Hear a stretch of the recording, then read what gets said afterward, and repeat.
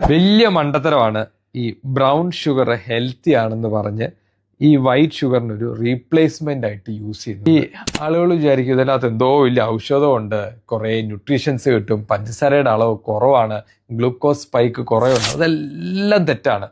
ഇത് രണ്ടും practically health concerns വെച്ച് നോക്കിയാൽ സെയിം ആണ്, ഒരു ഡിഫറൻസും ഇല്ല. അപ്പോൾ ആളുകൾ ചോദിക്കും ഇതെന്താ ഇങ്ങനെ ബ്രൗൺ ആയിട്ടിരിക്കുന്നത്, എന്തെങ്കിലും പ്രത്യേകിച്ച് അഡ്വാൻറ്റേജ് ഒന്നുമല്ല. നമ്മൾ ഈ കരിമ്പിൻ്റെ വെള്ളം ഇങ്ങനെ ചൂടാക്കി ഷുഗർ ഇങ്ങനെ എക്സ്ട്രാക്ട് ചെയ്തെടുക്കുമ്പോൾ അവസാനം വരുന്നൊരു വെള്ളമുണ്ട്, ഈ കരിമ്പും ശർക്കര കുഴമ്പെന്ന് പറയും, അല്ലെങ്കിൽ മൊളാസസ് എന്ന് ഇംഗ്ലീഷിൽ പറയും. അത് ഫുള്ളായിട്ട് റിഫൈൻ ചെയ്തിട്ടില്ല, അത് കുറച്ച് അതിൻ്റെ ബാക്കിയുള്ളതുകൊണ്ടാണ് ഈ ബ്രൗൺ കളർ വരുന്നത്.